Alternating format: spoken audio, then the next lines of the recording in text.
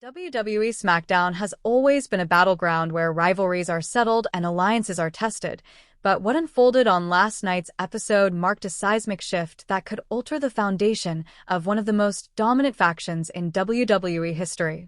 The tension that had been simmering quietly beneath the surface erupted in violent emotional fury as the camera caught what could only be described as the beginning of an internal civil war within the Bloodline. The evening was already loaded with anticipation following a high-octane main event that left the WWE Universe on its feet, but the real story began once the final bell had rung and the crowd's roar faded to an ominous silence behind the curtain.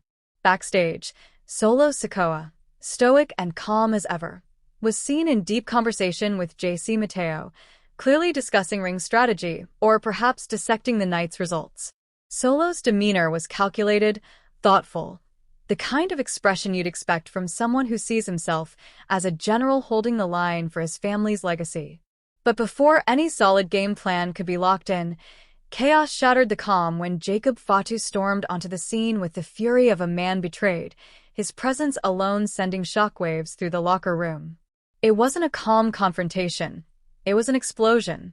The moment he entered the frame, Jacob didn't hesitate.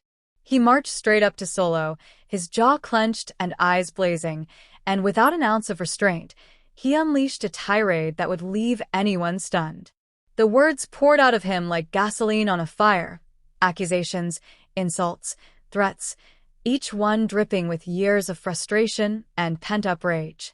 Jacob accused Solo of going soft, of forgetting who they were and what they represented. He pointed a finger in Solo's face, practically pressing his forehead against his cousin's, demanding answers, demanding loyalty, demanding strength. This wasn't just a disagreement. It was a total demolition of respect, a volatile dismantling of the unspoken bond that had once held the Bloodline together with the sheer gravity of legacy and brotherhood. Fatu's voice echoed through the hall, calling Solo out for playing politics instead of showing dominance, for allying himself with outsiders like JC Mateo instead of standing shoulder to shoulder with a family that had given him everything. Solo, usually unshakable, visibly tensed, his fists clenched at his sides, his jaw locked. He didn't raise his voice, didn't lash out, but his silence spoke volumes, volumes of pride, betrayal, and a growing storm that was building just beneath the surface. You could see in his eyes that this wasn't the first time these thoughts had plagued him, but this time, Jacob's words were carving into his very identity. Fatu kept going, warning that Solo was teetering on the edge of dishonoring their bloodline, accusing him of letting power and positioning erode the ruthless warrior he once was. He went as far as to say that if Solo didn't snap out of this so-called delusion, if he didn't realign with the raw, unforgiving purpose they were born into, then war was inevitable. A war not between enemies on the outside, but a brutal, family-devouring war from within. Jacob said, in no uncertain terms, that there would be no forgiveness, no diplomacy, only consequences. Then, with a final glare of disgust, Fatu turned his back on Solo Sikoa, walked off into the shadows of the backstage corridor, and left behind a silence, so heavy it was deafening. Solo stood frozen for a moment, not broken but clearly burning with internal conflict. His stoic expression had cracked just enough to reveal the storm that raged inside. He didn't chase after Jacob. He didn't speak. He simply stood there, staring into the space where his cousin had been, and the message was clear. This wasn't over. Not by a long shot. What had once been a unified front, a dynasty built on domination and fear, now stood on the edge of an all-out implosion. And what makes this even more dangerous is that this isn't just a personal dispute between two men, it's a struggle for the very soul of the Bloodline. Every war has its battlefield, and right now, SmackDown is shaping up to be ground zero. The cracks in the family armor are no longer subtle, they're gaping, and they threaten to consume everyone connected to the name.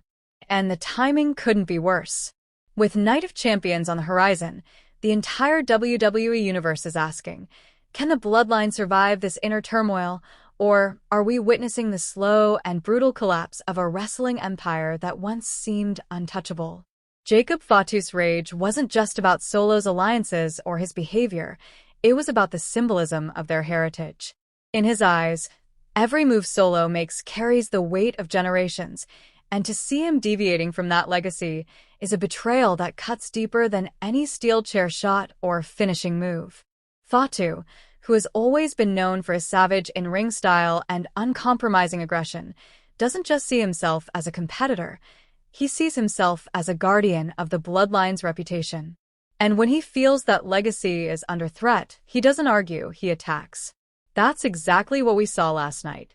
It wasn't physical, not yet, but it was psychological warfare at its most intense. This is Jacob's way of declaring that if there's going to be a leader in this family, it's going to be someone who commands respect through fear and fury, not someone who strategizes and whispers and makes alliances with the unworthy. For Solo, the challenge now is not only to defend himself, but to decide who he really is. Is he still the enforcer of the Bloodline, the man who took orders and executed them with clinical brutality? Or has he evolved beyond that role into something more independent, something more dangerous because it's unpredictable? His silence after Jacob's verbal assault says that he's thinking. He's calculating. And perhaps most importantly, he's not backing down. If there's going to be a clash, he won't be the one caught off guard. And what does this mean for the rest of the faction? For anyone still loyal to either side? The locker room is already buzzing with speculation. Whispers about who will side with who's going to be the first to strike when the inevitable confrontation explodes into physical chaos. Because make no mistake, it will. The warning shots have been fired. The smoke is rising. And all that's left is for someone to throw the first punch. What Jacob Fatu did was more than just confront his cousin. He lit a fuse that had been waiting for a spark for months. WWE has been laying the groundwork for this implosion ever since Roman Reigns began to lose his iron grip on the group. And now, with Roman absent, the chain of command is frayed, vulnerable, and up for grabs. Jacob clearly wants to seize it through force. Solo, on the other hand, may want to rebuild it through dominance and loyalty on his terms. Either way, the family is divided, and history has shown us what happens when warriors from the same bloodline turn on each other. The fallout is nuclear. This feud isn't going to be a short one. It's going to evolve, grow, metastasize into something bigger and meaner than anything we've seen before. Matches will be made, betrayals will multiply, and the collateral damage could include anyone who so much as gets in the way. What last night proved is that we are no longer watching a stable hold court over SmackDown. We're watching a battlefield take shape. So if you're a fan of chaos, if you've followed the Bloodline saga from the start, if you've been waiting for the moment